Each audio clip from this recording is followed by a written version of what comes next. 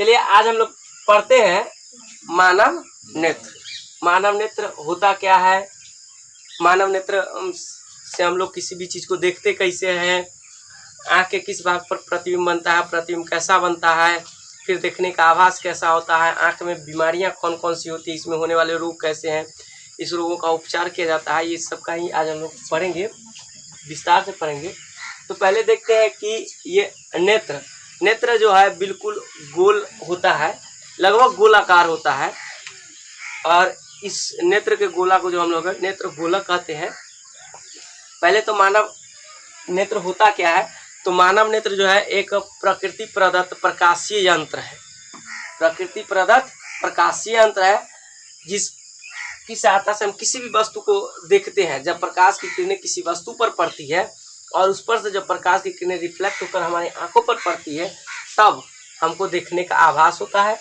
अब देखिए इसके जो विभिन्न भाग होते हैं, ये नेत्र गोलक है पूरा। नेत्र गोलक में ये जो सबसे बाहरी भाग, हम अगर इसको आगे से देखें, आंख जो आगे से देखने की क्रिया होती है, अगर पार्श्व रूप ऐसे देखें तो इस तरीके का ये जो भाग बनता है, ये नेत्र गोलक हुआ पूरा। ये वाले भाग जो होते हैं, इसको ये थोड़ा सा उभरा हुआ होता है, इसी को हम लोग क्या कहते हैं, कॉर्निया कहते हैं। और ये वाला भाग जो होता है पूरा, ये वाला भाग जो होता है ये सफ़ेद, ये वाला पूरा सफ़ेद भाग जो होता है, यह अपारदर्शी मोटे चमड़ी की बनी हुई होती है। इसको हम लोग कहते हैं श्वेत पटल या स्क्लेरेटिक। श्वेत पटल या स्क्लेरेटिक होता है, यानी आँख के जो ये सफ़ेद मोटे अपारदर्शी चमड़े की जो बना हुआ भाग होता है, उसको हम लोग श्वेत पटल कहते हैं। और आगे वाला भाग जो होता है नेत्र गोलक का, आगे वाला भाग जो उभरा हुआ होता है, इसको हम लोग कॉर्निया कहते हैं। कॉर्निया जो होता है ये पारदर्शी भाग होता है। तो आँख का जो ये भाग कहलाता है, यह पारदर्शी होता है, यानी इस होकर के आर पार देखा जा सकता है, यह उभरा हुआ भाग होता है। इसके ठीक नीचे एक रंगीन भाग आता है। एक रंगीन भाग होती है ये वाली भाग, ये वाले भाग, ये जो रंगीन भाग, ये वाली जो भाग होती है ये रंगीन होती है, ये वाली भाग, इसको हम लोग कोराइड कहते हैं। और आँखों का रंग कोराइड पर ही निर्भर होता है। आँख का रंग कैसा होगा, किस पर निर्भर आता है, तो कोराइड पर निर्भर आता है। कोराइड आगे आकर के ये इस रूप में फैलने और सिकुड़ने वाली डायफ्राम के रूप में होता है। फैलने और सिकुड़ने वाली डायफ्राम के रूप में होता है, जिसको हम लोग आइरिस कहते हैं। ये आइरिस हो गया, देखिए आगे आकर के, ये आगे आकर के ये फैलने और सिकुड़ने वाली डायफ्राम के रूप में है, इसको हम लोग आइरिस कहते हैं। अब ये आइरिस हो गया, इसके बाद ये आइरिस से ये पतली पतली एक पेशियां होती है जो नेत्रलेंस को लटकाए रखती है। ये नेत्रलेंस है, इसको लटकाए रखती है। इसको हम लोग जो है सिलियरी पेशियां कहते हैं। सिलियरी पेशियां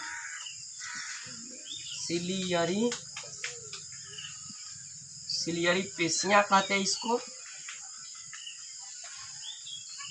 सिलियरी पेशियां का कार्य जो होता है नेत्रलेंस को लटकाए रखना है।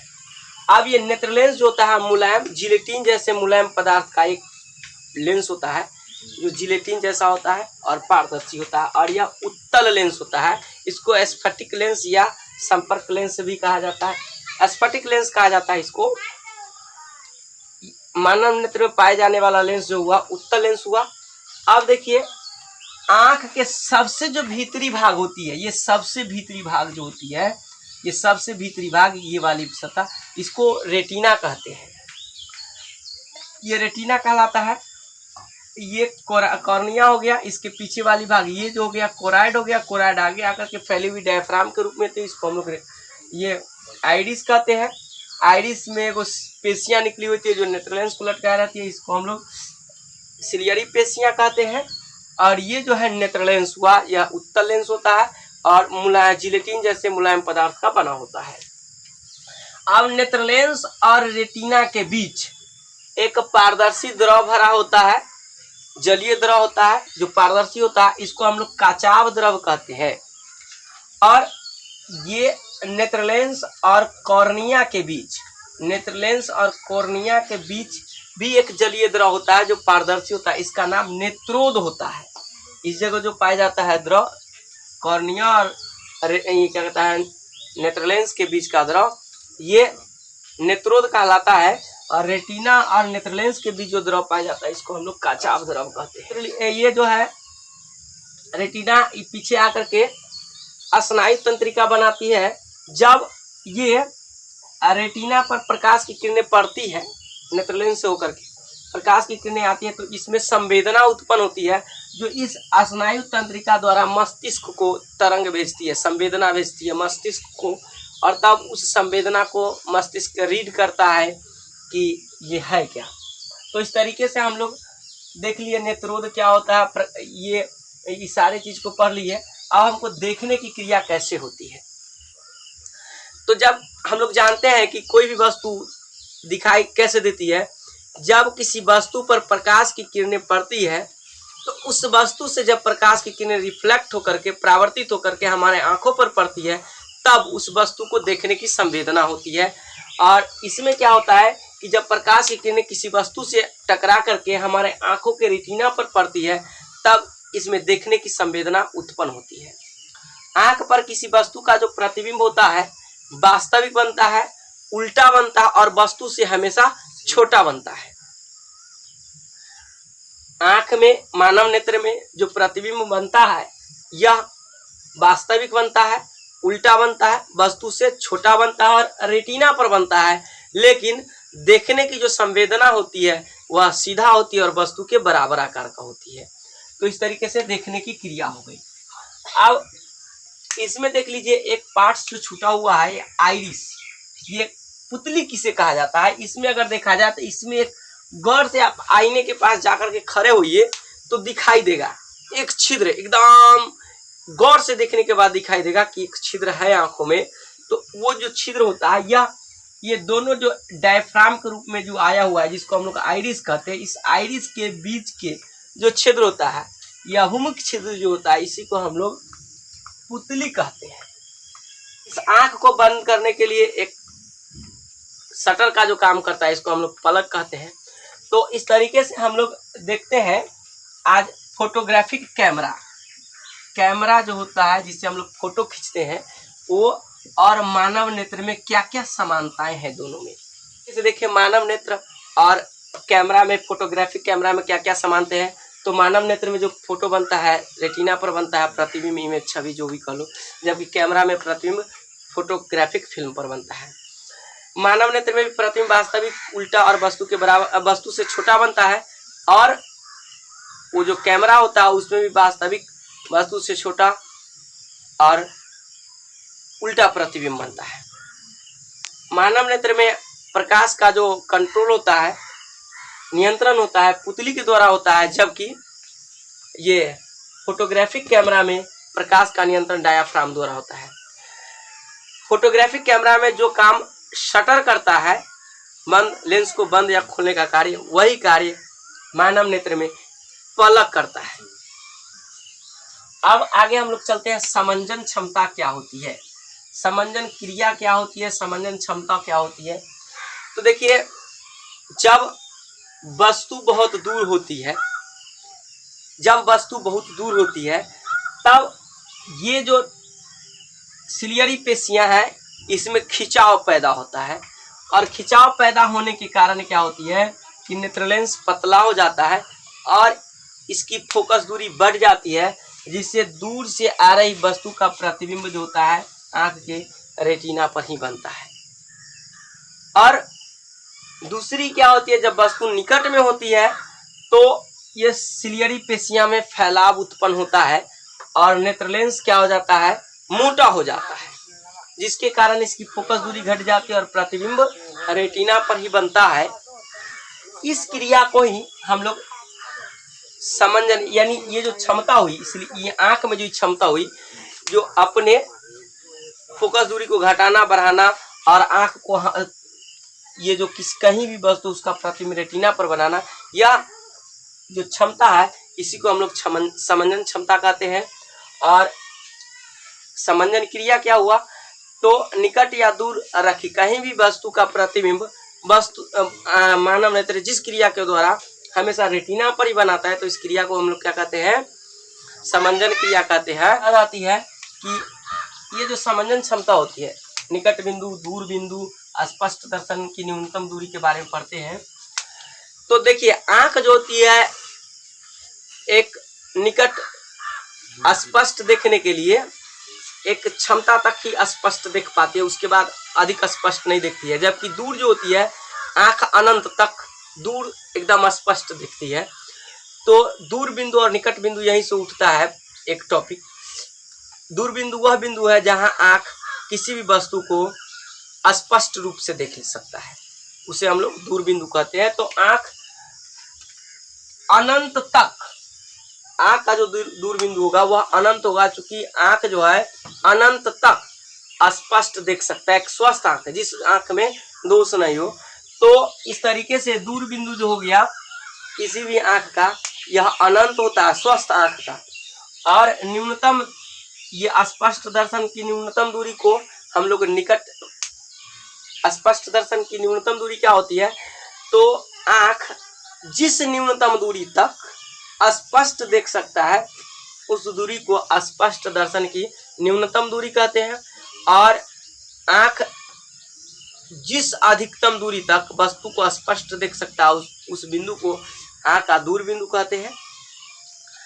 और निकट बिंदु जो होता है किसी भी आंख के लिए, यानी स्वस्थ आंख के लिए 25 सेंटीमीटर होता है। इस तरीके से क्वेश्चंस बन जाता है यहाँ पर कि स्पष्ट दर्शन की न्यूनतम दूरी कितनी होती है? तो 25 सेंटीमीटर होती है। या ये भी क्वेश्चन आता है कि एक स्वस्थ आंख किस न्यूनतम दूरी तक किसी भी वस्तु को स्पष्ट देख सकता है? तो इसका आंसर हो जाएगा 25 सेंटीमीटर। अब निकट बिंदु और दूर बिंदु सब हम लोग जान गए। अब पढ़ना है दृष्टिप्रास। तो निकट बिंदु एवं दूर बिंदु के बीच की दूरी को दृष्टिप्रास यानी रेंज कहते हैं। तो इस तरीके से स्वस्थ आंख का जो रेंज हो गया 25 सेंटीमीटर से लेकर के अनंत तक होती है। अब देखिए दृष्टि दोष हम लोग पढ़ते हैं। कभी कभी आंखों में एक दोष उत्पन्न हो जाता है, आंखों में व्याधि, इसके कारण सही से देख नहीं पाता है, इसको हम लोग दृष्टि दोष कहते हैं। अब दृष्टि दोष कितने होते हैं? तो दृष्टि दोष तो कई प्रकार के होते हैं, लेकिन जो हम लोग को महत्वपूर्ण पढ़ना है खास करके इसमें क्या है, निकट दृष्टि दोष जिसको हम लोग शॉर्ट साइट डिजीनेस या मायोपिया कहते हैं इंग्लिश में। उसके बाद है दूर दृष्टि दोष जिसको हाइपरमेट्रोपिया कहा जाता है। उसके बाद है जरा दूरदर्शिता जिसको प्रेस बायोपिया कहा जाता है। उसके बाद है अनबिंदुकता और उसके बाद है वर्णांधता। इस सबों को हम लोग विस्तार से जानते हैं कि होता क्या है निकट दृष्टि दोष।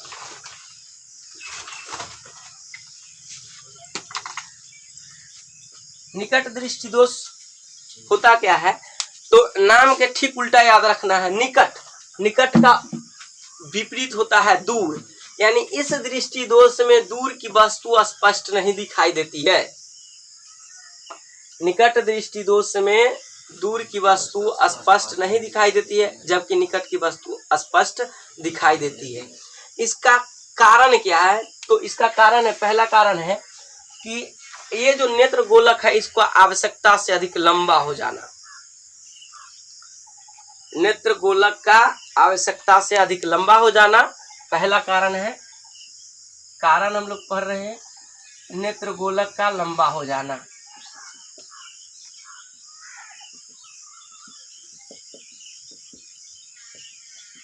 दूसरा कारण है नेत्र लेंस का मोटा हो जाना।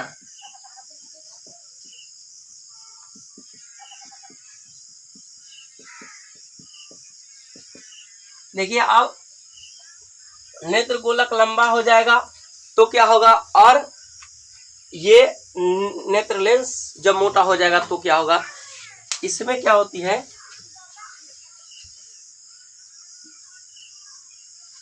ये सामान्य आंख था, इस जगह नेत्र लेंस। अब ये मान लीजिए कि नेत्र गोलक अब इस जगह से क्या हुआ कि यहां से ही लंबा हो गया ऐसे।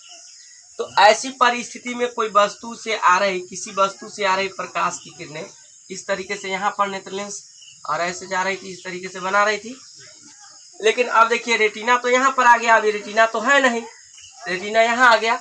इस परिस्थिति में क्या होता है कि नेत्र गोलक जब लंबा हो जाता है तो रेटिना एवं नेत्र लेंस के बीच की दूरी बढ़ जाती है और किसी भी वस्तु का प्रतिबिंब रेटिना से पहले ही बन जाता है। जो दूर से आ रही वस्तु है उसका प्रतिबिंब रेटिना से पहले बन जाता है कि दूर से आ रही प्रकाश की किरणें नेत्र लेंस से अपवर्तन के बाद रेटिना से पहले ही कट जाती है और हम लोग को दूर की वस्तु दिखाई नहीं पड़ती है।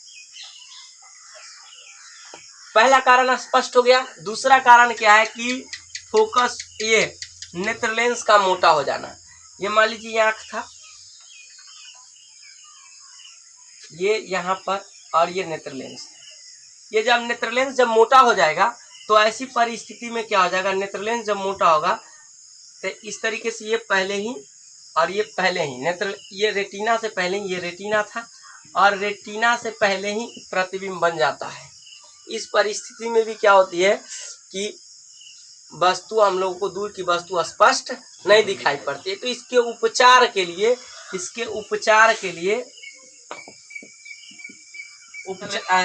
उचित क्षमता का अवतल लेंस लेते हैं निकट दृष्टि दोष को उपचार के लिए। देखिए ऐसे यहाँ पर ये नेत्र लेंस है, दूर से आ रही प्रकाश की किरणें पहले जो होती थी यहीं पर कट जाता था, ऐसे कट जाती थी।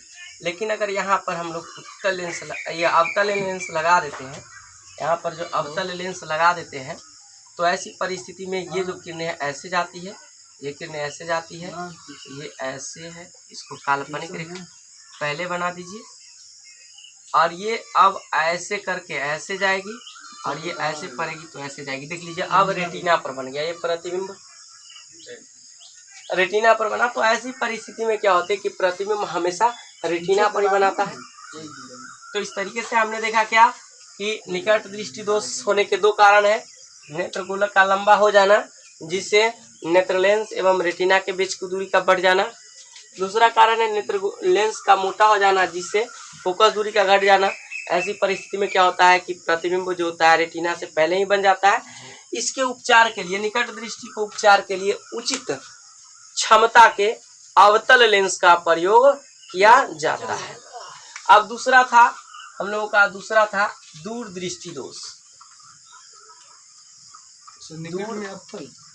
हाँ, दूर दृष्टि दोष, इसको हम लोग दीर्घ दृष्टि दोष भी कहते हैं, दीर्घ दृष्टि दोष भी कहते हैं। इसको हम लोग हाइपरमेट्रोपिया भी कहते हैं, हाइपरमेट्रोपिया कहा जाता है इसको इंग्लिश में।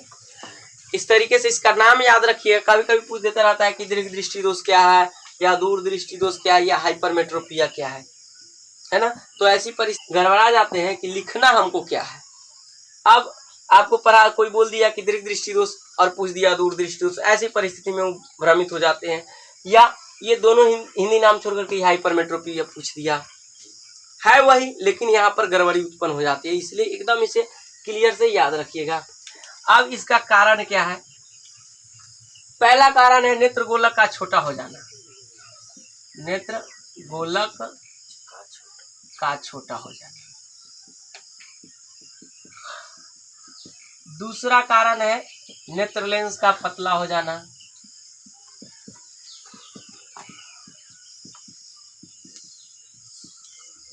देखिए निकट दृष्टि दोष में था कि हमको दूर की वस्तु नहीं दिखाई देती थी, यहाँ पर दूर दृष्टि दोष है, दूर दृष्टि दोष है। दूर का उल्टा क्या होता है? निकट होता है, दूर का उल्टा निकट होता है। ऐसी परिस्थिति में निकट की वस्तु हमको नहीं दिखाई देगी, यानी एकदम याद रखना है, नाम के ठीक उल्टा नहीं दिखाई पड़ती है। निकट का उल्टा दूर, इसलिए निकट दृष्टि दोष में दूर की वस्तु नहीं दिखाई पड़ती है।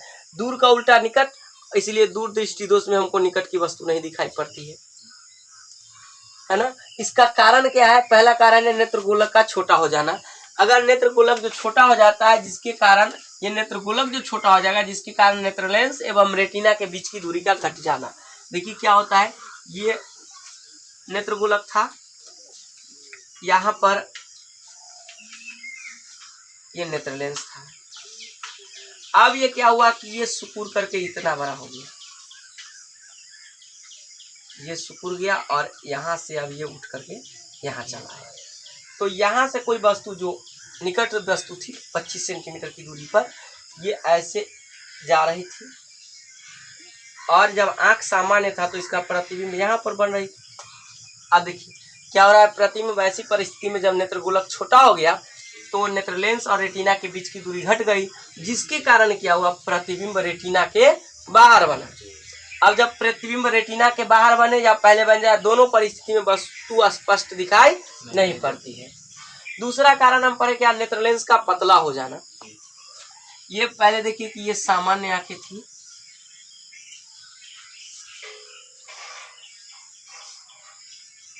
यहाँ पर नेत्र लेंस था और यहाँ पर ये निकट 25 सेंटीमीटर की दूरी पर रखी वस्तु, इसका प्रतिबिंब लेंस या बर्तन के बाद रेटिना पर बन रहा है,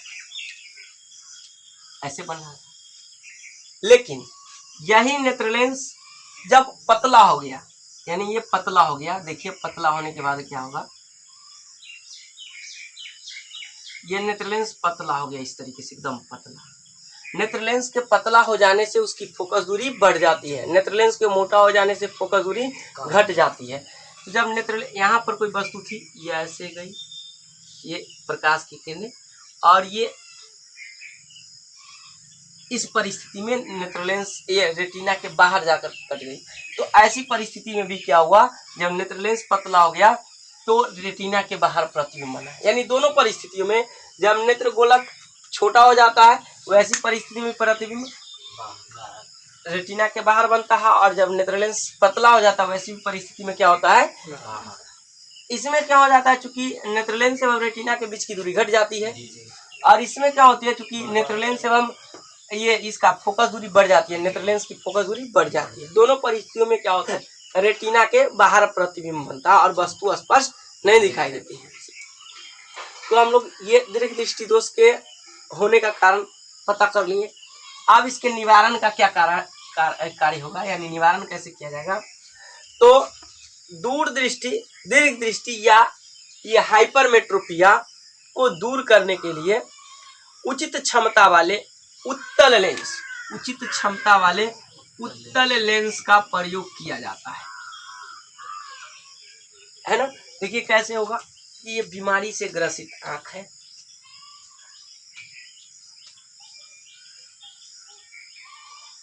ये बीमारी से ग्रसित आंख है, इसका रेटिना सुकुड़ करके या पतला करके जो भी यहाँ पर है, यहाँ पर निकट में कोई वस्तु थी, ये ऐसे प्रकाश की किरणें जा रही थी और इसका प्रतिबिंब रेटिना से बाहर यहाँ पर बन रहा था जी। अब हम लोग क्या करते हैं, इसमें एक चश्मा लगाते हैं, इसको हम लोग अब काल्पनिक रेखा में चेंज करते हैं, इसी पिक्चर पर बना लेते हैं, इसको काल्पनिक बना देते हैं, क्योंकि अब जो बनाएंगे तो वास्तविक बनाएंगे। यहाँ पर हमने इसको भी काल्पनिक लगा दिया और इस जगह हम क्या डाले, उत्तल लेंस डाले, उचित क्षमता।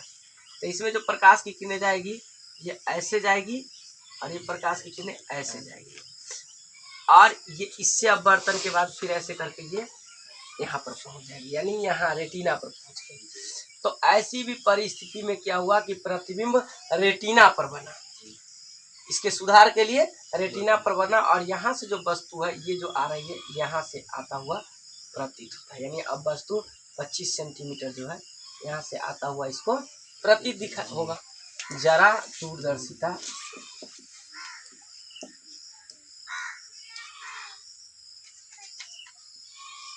जरा दूरदर्शिता ये क्या होती है, तो जब व्यक्ति बूढ़े हो जाते हैं तो ऐसी परिस्थिति में क्या होता है कि ये जो सिलियरी पेशियां हैं, सिलियरी पेशियां, इसमें लचक कम हो जाता है, तनाव घट जाती है, यानी इसके जो खींचने, फैलने और सिकुड़ने की जो क्षमता होती है ये घट जाती है। ऐसी परिस्थिति में क्या होता है कि ना तो ये ज्यादा अपने आप में तनाव पैदा कर पाता है और ना ही सिकुड़ पाता है। ऐसी परिस्थिति में दूर से आ रही प्रकाश की किरणें को ना तो आंख रेटिना पर प्रतिबिंब बना पाता है और ना ही निकट से आ रही प्रकाश की किरणों को भी, यानी निकट रखी हुई वस्तु से आ रही प्रकाश की किरणों को रेटिना पर बना देती है। यानी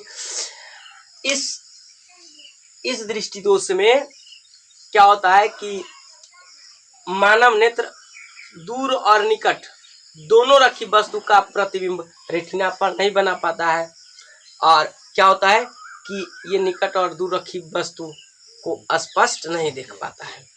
तो इस तरीके से ये जो दूरदर्शिता जो होती है सिलियरी पेशियां में लचक कम हो जाने के कारण होती है, अर्थात इसमें करापन आ जाता है, और इसी कारण से जरा दूरदर्शिता उत्पन्न होती है। इस जरा दूरदर्शिता में क्या होता है कि व्यक्ति जो होता है वह न निकट की वस्तु को स्पष्ट देख पाता और न ही दूर की वस्तु को स्पष्ट देख पाता है, यानी निकट बिंदु और दूर बिंदु दोनों उसका गड़बड़ हो जाता है। इसको दूर करने के लिए द्विफोक्सी लेंस का प्रयोग किया जाता है। आप देखेंगे जो बुजुर्ग आदमी होगा उसका चश्मा कैसा होता है, देखिए ये होता है, कभी कभी ऐसा रहता है हाँ जो रहे, और यहाँ पर एगो लेंस लगा।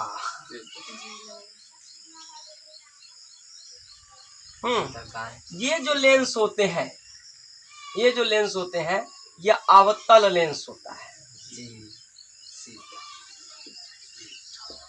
और ये वाला जो लेंस होता है ये उत्तल लेंस होता है।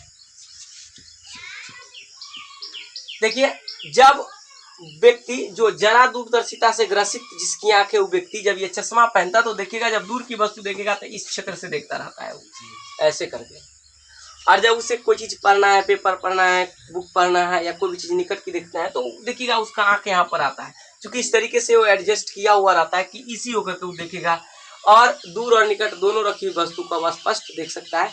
इस तरीके से जरा दूरदर्शिता को दूर करने के लिए हम लोग द्विफोक्सी लेंस का प्रयोग करते हैं, यथार्थ एक ही चश्मे में उत्तल लेंस और अवतल लेंस दोनों फिट कर दिया जाता है।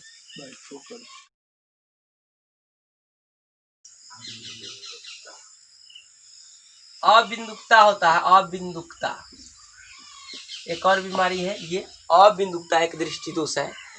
देखिए हम लोग रेटिना के बारे में पढ़े हैं, इसमें क्या होता है रेटिना की जो कोशिकाएं होती है, ये जो रेटिना की जो सतह होती है इस पर एक कोशिकाएं पाई जाती है जो शंकु और छड़ के रूप में इस पर पाए जाते हैं, शंकु और छड़ के रूप में पाए जाते हैं। छड़ जो होता है, छड़ जिसको रड कहा जाता है, और शंकु कोण होता है। ये छड़ जो होता है प्रकाश के लिए संवेदी होता है, ये रड जो होता है ये प्रकाश के लिए संवेदी होता है। इस प्रकाश के कारण ही ये जो जब ये रड जो पाया जाता है रेटिना पर, इसी के कारण अधिक प्रकाश और कम प्रकाश का हम लोगों को आभास होता है।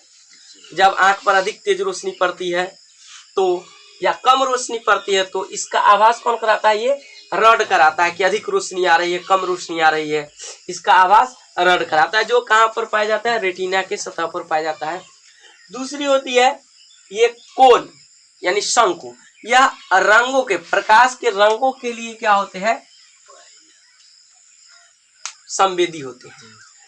तो अनबिंदुकता हो गया, ये पढ़ लिया। अब अनबिंदुकता में क्या होता है, इसमें इससे ग्रसित व्यक्ति जो ये रेटिना पर किसी भी वस्तु का बिंदु सही से फोकस नहीं कर पाते हैं, यानी क्षैतिज रखी हुई वस्तु का वो सही प्रतिबिंब बना लेता है, लेकिन ऊर्ध्वाधर जो खड़ा है उस वस्तु की सही लंबाई उसे पता नहीं हो पाता, यानी ऊर्ध्वाधर रखी हुई इसकी लंबाई सही से उसे पता नहीं चल पाता है।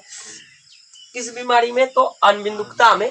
इसमें क्षैतिज जो लाइनें होती है इसका सही से उसे प्रतिबिंब बनता है, जबकि ये ऊर्ध्वाधर वाला का सही से नहीं बनता है।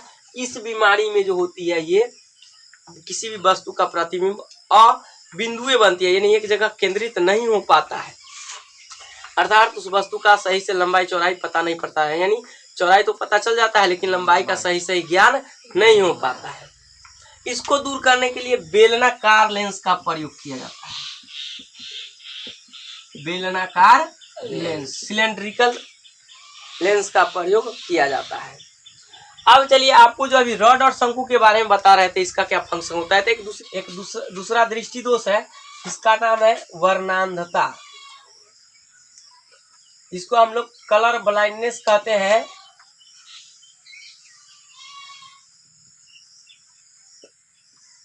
बहुत सारे लोग इस बीमारी से ग्रसित होते हैं। लगभग बताया जाता है कि 5 से 8% लोग, लगभग 8%, कुछ कम या ज़्यादा लोग इस बीमारी से ग्रसित होते हैं कलर ब्लाइंडनेस से। इसमें क्या होता है कि व्यक्ति दो रंगों में विभेद नहीं कर पाते हैं, खास करके पीले और हरे रंगों में इसका विभेद नहीं कर पाता है। वर्णांधता में सही सही से रंग के गहरापन, हल्केपन का प्रयोग, उसका विभेद नहीं कर पाता है।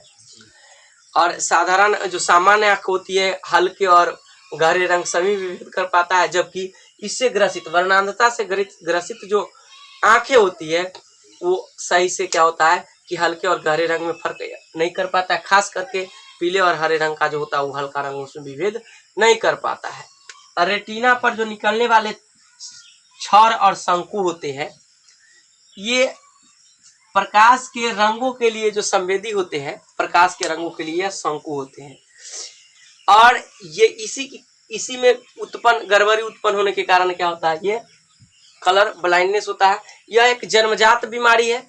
माता पिता में से किसी को अगर कलर ब्लाइंडनेस है तो उसके बच्चे को होना लगभग तय है, हो जाना तय है। ऐसा नहीं कि सबको हो ही जाता है, लेकिन हो जाता है। इसका कोई उपचार नहीं है, कलर ब्लाइंडनेस का कोई उपचार नहीं है। और यह जो है एक, इसको हम लोग जन्मजात बीमारी कह सकते हैं, जो माता पिता से ट्रांसफर होता है संतानों में। आनुवंशिक बीमारी भी कहते हैं। आनुवंशिक बीमारी को कलर ब्लाइंडनेस आनुवंशिक बीमारी हो, या इसमें दो रंगों के बीच में विभेद नहीं कर पाता है। और बस अब आप लोगों को यहीं पर हम लोग समाप्त करते हैं।